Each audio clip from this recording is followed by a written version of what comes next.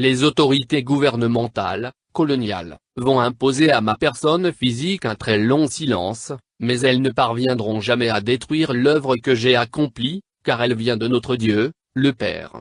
Certes, ma personne physique sera soumise à l'humiliation et à la souffrance, mais ma personne spirituelle se mettra au combat contre les injustices semées par les peuples du monde des ténèbres qui sont venus nous coloniser. Car j'ai été envoyé pour libérer les peuples du Congo et la race noire mondiale. L'homme noir deviendra blanc et l'homme blanc deviendra noir. Car les fondements spirituels et moraux, tels que nous les connaissons aujourd'hui, seront profondément ébranlés. Les guerres persisteront à travers le monde. Le Congo sera libre et l'Afrique aussi. Mais les décennies qui suivront la libération de l'Afrique seront terribles et atroces. Car tous les premiers gouvernants de l'Afrique libre travailleront au bénéfice des Blancs. Un grand désordre spirituel et matériel s'installera.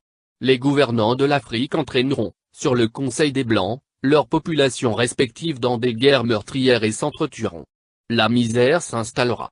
Beaucoup de jeunes quitteront l'Afrique dans l'espoir d'aller chercher le bien-être dans les pays des Blancs. Ils parleront toutes les langues des Blancs.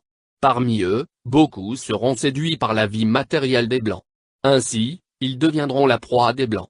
Il y aura beaucoup de mortalité parmi eux et certains ne reverront plus leurs parents.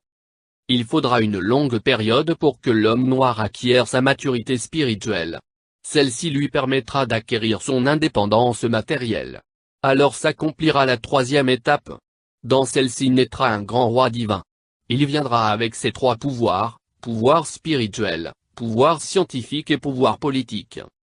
Je serai moi-même le représentant de ce roi. Je liquiderai l'humiliation que, depuis les temps les plus reculés, l'on a cessé d'infliger aux Noirs.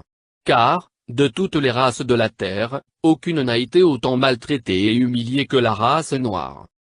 Continuez à lire la Bible. À travers ces écrits, vous arriverez à discerner les actes de ceux qui sont venus vous apporter ce livre et les écrits ou principes moraux contenus dans ce livre. Il faut qu'un voleur soit saisi avec l'objet qu'il a volé. Nous aurons notre propre livre sacré, dans lequel sont écrites des choses cachées pour la race noire et le peuple du Congo. Un instructeur viendra avant mon retour pour écrire ce livre et préparer l'arrivée du roi. Il sera combattu par la génération de son temps, mais petit à petit, beaucoup de gens comprendront et suivront son enseignement. Car sans cet enseignant, qui préparera les peuples Congo? Car l'arrivée du roi sera très meurtrière et sans pardon. Alors, il faut que les peuples du Congo soient instruits avant cet événement. Vous ne savez pas encore ce que c'est qu'une guerre spirituelle. Quand les peuples Congo commenceront à se libérer, tout pays qui osera attaquer le Congo sera englouti sous les eaux. Vous ne connaissez pas encore la puissance de ceux qui sont envoyés par le Père Tout-Puissant. À quoi sert à l'homme de s'attaquer à Dieu si, le jour de sa mort, même s'il avait beaucoup de biens matériels, il n'a même pas le temps d'arranger son doigt? Vous ne savez pas de quoi est faite votre vie et pourquoi vous vivez. Car, exister physiquement c'est apparaître comme presque rien.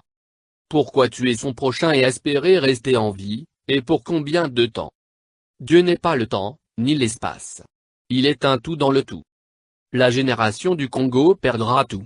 Elle sera embrouillée par des enseignements et des principes moraux pervers du monde européen. Elle ne connaîtra plus les principes maritaux de ses ancêtres. Elle ignorera sa langue maternelle. Alors je vous exhorte à ne pas négliger ni mépriser vos langues maternelles. Il faut les enseigner à vos enfants et à vos petits-enfants. Car viendra un temps où les langues des Blancs seront oubliées. Dieu le Père a donné à chaque groupe humain une langue qui sert comme d'une alliance de communication.